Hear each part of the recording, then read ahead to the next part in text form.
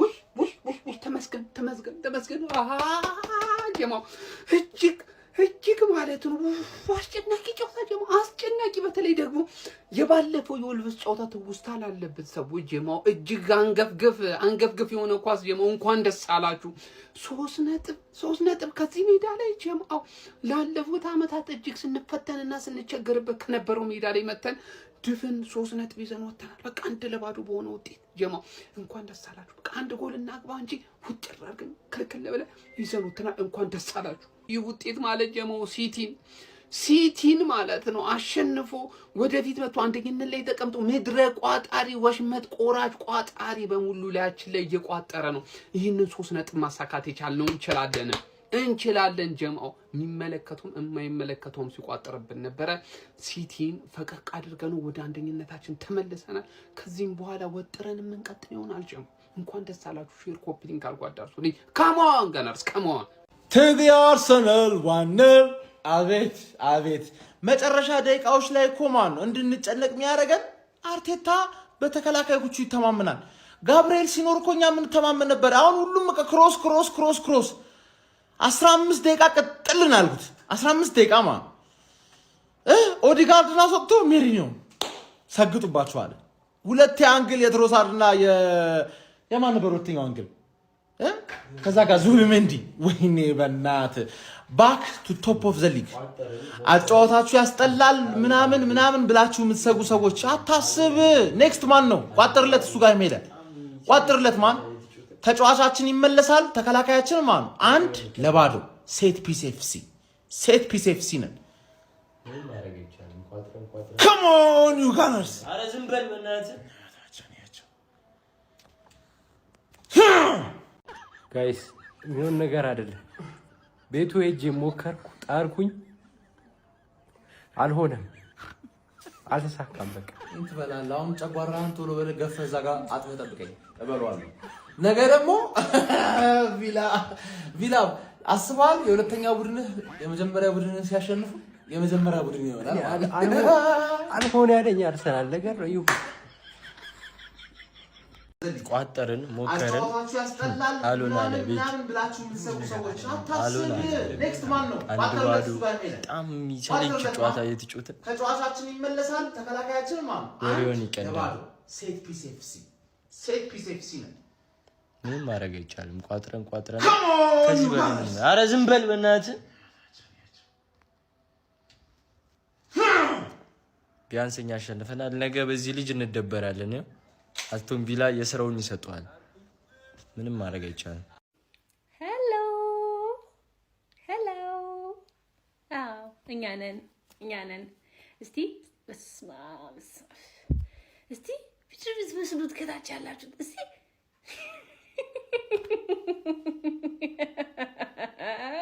የናፈቀን አጥቂ ከምንወደው 3 ነጥብ እንዲሁም ከሚያስፈልገን መሪነት ይዞን ተመልሷል ይላችኋል አባቴ የናፈቃችሁ የታለ ይሄ ያናፈቃችሁ ምንድነው በክሊን ሺት ያሸነፍኩት እኔ በመሪነት የተመለስኩት እኔ አባቴ ከላይ ሆኜ ነው ማይሽሺ ከላይ ሆኜ እንዲህ በቃ ጀነን ነብዬ ማለት ነው ዝሆኗ ወደ ቦታ ተመልሳለች ይሄ ሁለተኛ አባቴ በምን እንደሚገባ ታውቁትም ለትንሽ ደቂቃም ቢሆን ነክቶኛል ረገፍ አባቴ በምን እንደሚከተለኝ አላቅም አልፈልግም እንደምንም ላራክፈው ጋይስ አራክፉት እሺ አሁን በመቀጠል የልጅነት ጨዋታችንን እንጫወታለን እሺ ሼሽኮን ያያችሁ አላየንም ባካችሁ ሼሽኮን ያያችሁ አላየንም ባካችሁ አይጣይጤ ድመቴ የታል አሳዩና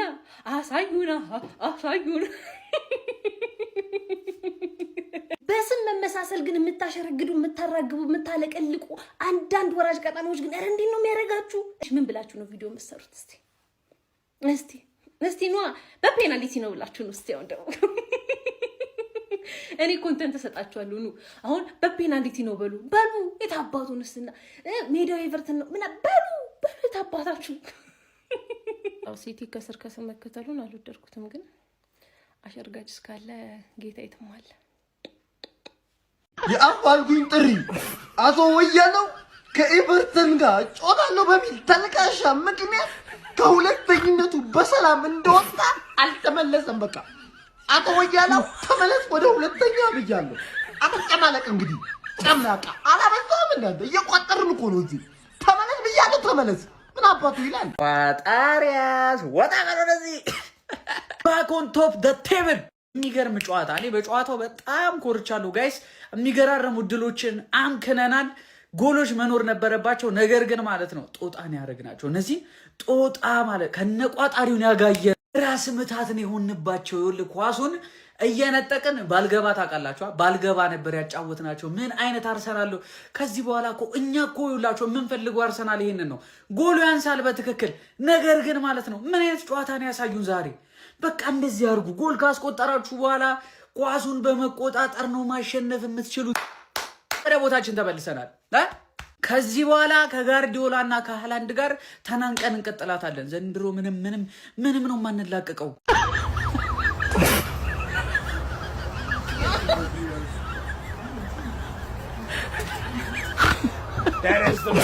አርሰናል አሸንፏል አረ በስማም እስከ 90ኛው ደቂቃ አሁን እንደዚህ ተጨናንቀን ማየት ነበረብን አረ ወይኔ ልቤ አረ ማጋሌዝ የለም እኔ እንዴት ነው ላይ የምችለው እስከ 90 ደቂቃ ድረስ በአንድ ባዶ አንግል ገጨብን ሰከንድ አፍ ቆኔ ምንድነው እድላችን ግን እንደዚህ ጥምም ያለው ምንድነው ለስንት ብትቋጥሩ ነው እንደዚህ ቆይ አንግል ዝም ብሎ የሚገጨው እንደዚህ ሰከንድ አፍ ሁለት አንግል ትሮሳርድ እንደዚህ ወይኔ ማን ጊዮኬሬሽ ያገባውን ፔናልቲ አይተዋል ወይ ምን አይነት ጅለጣ ነው ቶክስ ቡም ፔናልቲ አይመስልም ጭራሽ ማለት ነው ቅጣት መት ቶክስ ነው ድቡን ያደረገባቸው ኤቨርተኖች ግን ማለት ነው የኡነቴን ነው የምላችሁ ምን አይነት የሚያስጠላ ጨዋታን የሚጫወቱት ማን በጣም ነበር የከበደን ዛሬ በጣም ከብዶን ነበር እንዴ ሰከንድ አፍ ግን አሪፍ ተጫውተናል ሰከንድ አፍ እንደዛ ተጫውተንም ጎል ማግባት አልቻልንም ማን አንግል ይገጭብናል በዝማ ቅያሪ ማድረግ ነበረበት ቀድሞ ኦዴጋርድ መውጣት ነበረበት ኤዚ ያስፈልግ ነበር አረ በስማም አልቻልንም ዛሬ ግን ሳንችል ግን እናሸንፋለን በቃ አሁን አንደኛ ተመልሰናል ማለት ነው ዛሬ የምፈልገው ነገር ነው የተፈጠረው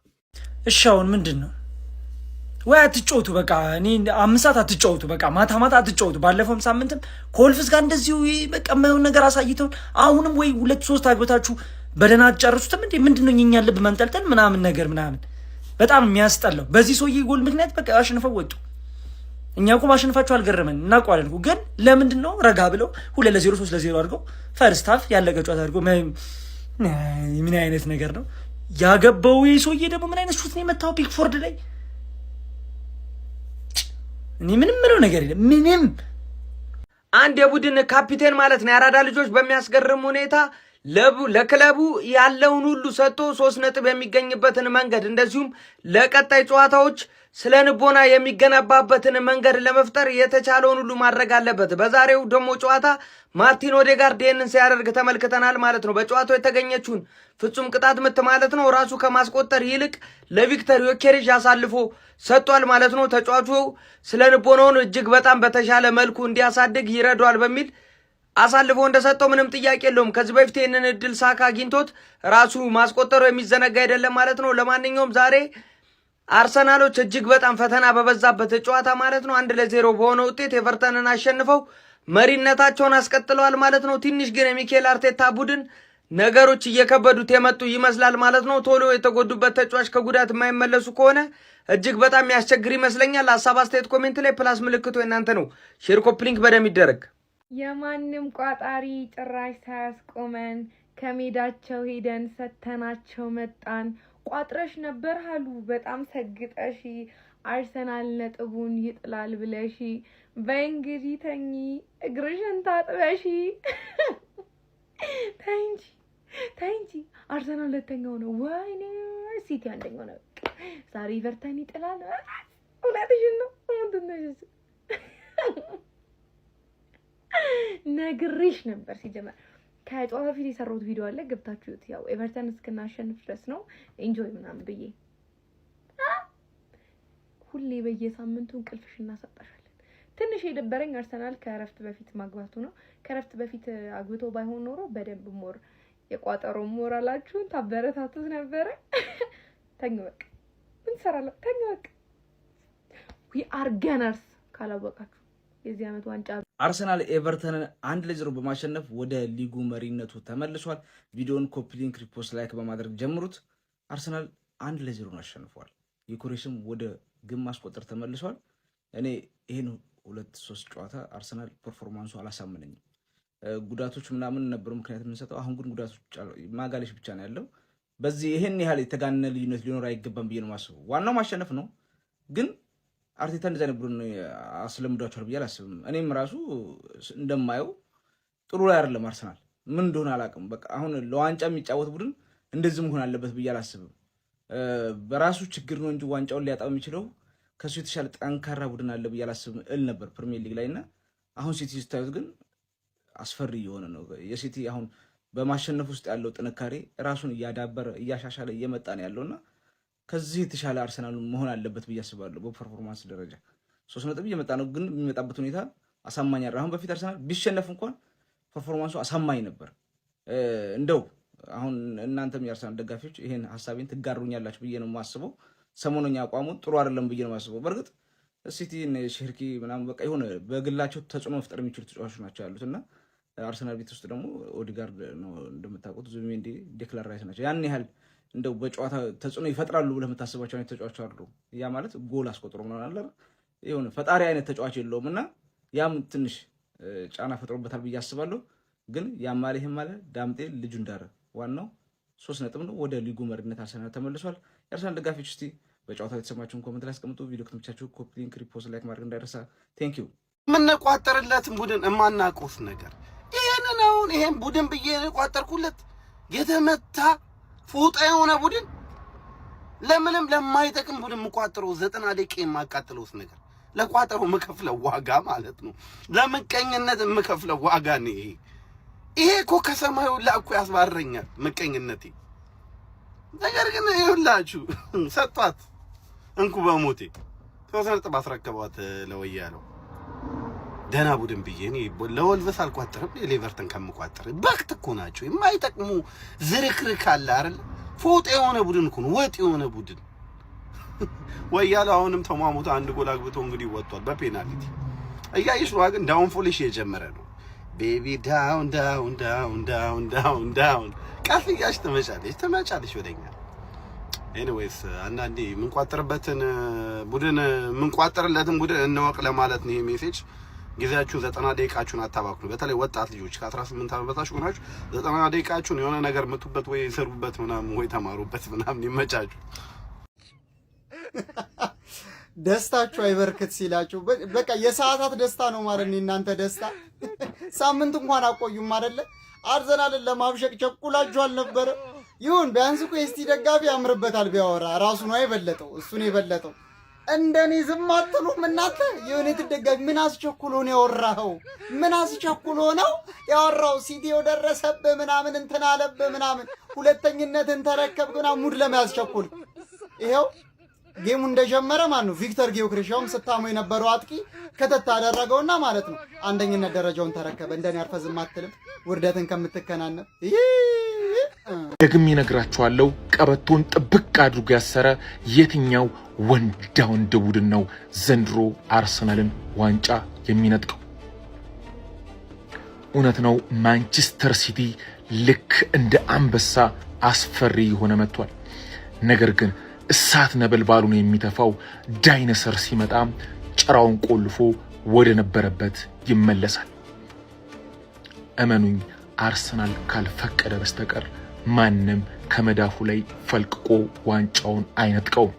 አዎ ጀማ፣ ዋናው 3 ነጥብ ነው። ካላወቃችሁ ላስታውሳችሁ ብዬ ነው። ዋናው 3 ነጥብ ነው። ያን መሰለ ጠባሳ ይተናል። ያን መሰለ ሹት፣ ያን መሰለ ሹት ሲመታ አሉላ አጠገብ ቢሆን በዛ ንፋስ ይሞታል። በዛ ሹት ንፋስ የሚገርም ጠባሳ ነው። የሚገርም ለምጠጣማ ፔናልቲ ሲመታ እንደዚህ ነው። በቃ የሚገርም ለምጠጣ አርሰናል ልክ እንደ አምና እንደ ካቻምና ማለት እንዲህ ሲታየ ከፊት ለፊቴ ነው ምናምንና የሚያዳምጠው ጉዳይ የለም።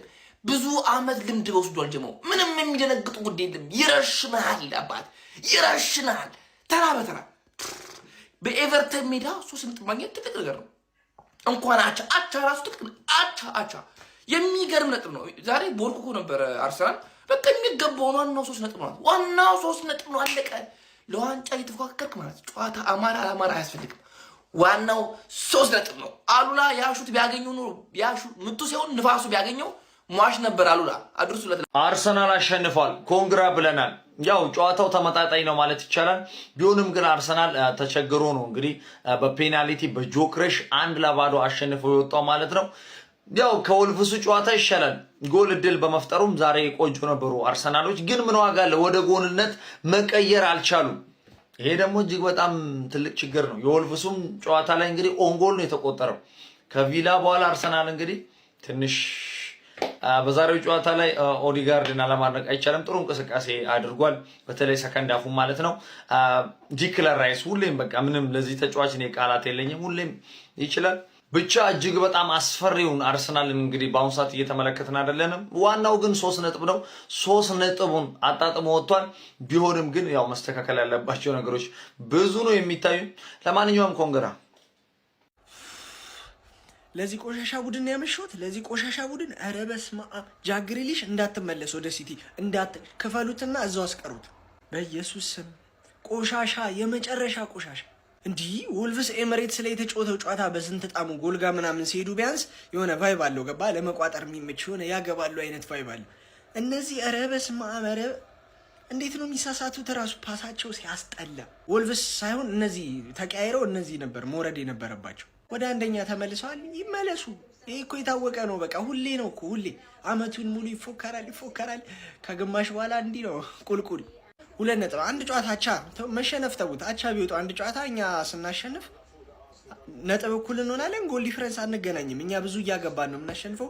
እነዚህ ደግሞ በፔናልቲ ማለት ነው። ለኤቨርተንስ እሺ መሰጠት የነበረው ፔናልቲ መሰጠት የነበረበት ሳሊባ እንደዛ እግሩን ጠልዞት ዳኛው ዛሬ ኧረ በስመ አብ የቅድሙ የሊቨርፑልን ማሊያ ያለበሰም እንጂ የሊቨርፑል ደጋፊ ዳኛ ገባ። አሁን የአርሰናል ደጋፊ። ለማንኛውም ቁሽሻ ላይ የገማ ቡድን ነው ኤቨርተን። ሰምተው ከፈለጉ ይክሰሱኝ ኤቨርተኖች። ሽት ዩር ሶ ሽት ቬሪ ቬሪ ሽት ክለብ። ኧረ ቢስሚላሂ ይሄ እንኳን ሳታዩ የተኛችሁ ሰዎች ማለት ነው በጣም እድለኞች ናችሁ። ወላሂ ሎተሪ እንደደረሳችሁ ቁጠሩት። እንደኛ ላየነው ሰዎች ደግሞ ካሳ ያስፈልገናል። ኳስ ብለን አይደል እንዲህ ሁሉ ሰዓት የቆየው የሆነ አክሽን ፊልም ልታይ ገብተህ የፍቅር ፊልም እንደተከፈተብህ ነው የምቆጥረው ነው እኮ። ዳማ የሚጫወቱ ነው የሚመስሉ፣ ገበጣ የሚጫወቱ ነው የሚመስሉት። በጣም ትኩረት ወስዶ ምናምን እንዲህ በሆነ አጋጣሚ በተገኘ ፔናልቲ አለቀ። እጁን ይቁረጠውና ያ ፔናልቲ ባይገባ አልቆ ነበር። እኛ ለቆየነው ሰዎች ካሳ ያስፈልገናል። የምር ካሳ ያስፈልገናል። እኔ የሊድስና የፓላስ ጨዋታ በስንት ጣም ወዛለው ያ ጨዋታ ያመለጠን ያ ጨዋታ ነው እንጂ ይሄ ምንም ኳስ አይመስልም። ረቢስሚላ መድፈኞቹ አርሰናሎች የፕሪሚየር ሊጉ መሪነታቸውን ከማንቸስተር ሲቲ በሰዓታት እድሜ ውስጥ መልሰው መረከብ ችለዋል። ከሜዳቸው ውጭ በመጓዝ በ17ኛ ሳምንት የእንግሊዝ ፕሪሚየር ሊግ መርሃ ግብር ኤቨርተንን የገጠሙት አርሰናሎች 1-0 በሆነ ጠባብ ውጤት ነው ጨዋታውን በማሸነፍ ጣፋጭ የምትባል 3 ነጥብ ማስመዝገብ የቻሉት ከነ ክሊንሺቱ ማለት ነው። በዚህ ጨዋታ ላይ የመድፈኞቹ አርሰናሎችን ብቸኛ የማሸነፊያ ጎል ማስቆጠር የቻለው ተጫዋች ቪክቶር ዮኬሬሽ በፔናልቲ ነበረ። ግቧ ለተጫዋቹ ተነሳሽነት በደንብ ትረዳዋለችም ተብሎ ይጠበቃል። በጨዋታው ላይ ኤቨርተኖች የነበራቸው የመከላከል አቅም እጅግ በጣም ጠንካራ ነበር። ለመድፈኞቹም ጥራታቸውን የጠበቁ የግብ ዕድሎችን በተደጋጋሚ ለመፍጠር አዳጋች አድርጎባቸው ነበር። ነገር ግን በነ ትሮሳርድ እንዲሁም ደግሞ በነ ዙቢሜንዲ የተሞከሩት የግብ ቋሚ የመለሰባቸው አጋጣሚዎች ለአርሰናሎች በጨዋታው ላይ አስቆጪ የሚባሉ አጋጣሚዎች ነበሩ ማለት ይቻላል። ከዚህ በተጨማሪ የመጨረሻ አጋጣሚዎች ላይ የኤቨርተኖች እንግዲህ የጨዋታ ውጤት 1-0 መሆኑን አስመልክቶ ጫና ለመፍጠር ጥረት ቢያደርጉም እንግዲህ ሳይሳካላቸው በዛ ውጤት ለመሸነፍ ተገደዋል ማለት ነው። በፕሪሚየር ሊግ አሁን አርሰናል 39 ነጥቦችን በመያዝ ከማንቸስተር ሲቲ በ2 ነጥብ ከፍ በማለት አንደኛ ደረጃ ላይ ይገኛል። ስለዚህ ጨዋታ ምን ትላላችሁ? ሀሳባችሁን ኮሜንት ሴክሽን ላይ አካፍኝ። የፕላስ ምልክቱን በመጫን ፈጣን አዳዲስ የሆኑ ኳሳዊ መረጃዎችን ማግኘት ትችላላችሁ። ዝርክርክ ያለ ተከላካይ ምንድነው የምትሰራው? 2 እጅ። ኧረ በስመ አብ ምን አይነት ፔናልቲ ነው ደግሞ ሲያናቁ። ምንም የሚያጠቁ ቡድኖች አይደሉም ኤቨርተን። እኛ ላይ ብቻ ሰገጣችሁ። እሺ የጨዋታ ለምንድን ነው ሰከንድ ሃፍ የቀጠለው? ስለ ከፈርስት ሃፍ የተለየ ነገር ነበረ ወይ? ፈርስት ሃፍ ማለቅ የነበረበት ጨዋታ እስከ 90 ደቂቃ ምን ልናደርግ ነው ያየ ነው? ምንም አዲስ ነገር የለማ። ፈርስት ሃፍ 1 ጎል ገባ፣ ሰከንድ ሃፍ እንደዛው አለቀ። አንዳንድ ጨዋታዎች ግን በቃ 45 ደቂቃ ላይ ማለቅ የነበረባቸው ጨዋታ ይሄ እንደዛ አይነት ጨዋታ ነው። ስለ አርሰናል እስከ መቼ ነው እንደዚህ ለመቀጠል ያሰባችሁት? ስለ እስከ ዋንጫው ሲቲ እስኪበላው ማን ስለ ዛሬ ተርፋችኋል። ኦሬዲ ያው ቴብሉ አናት ላይ ናችሁ። ግን እስከ መቼ ነው እንደዚህ የምትቀጥሉት? ባለፈው ወልቭስ 3 ጎል አግብቶ እናንተ ናችሁ ያሸነፋችሁት ራሱ 3ቱም።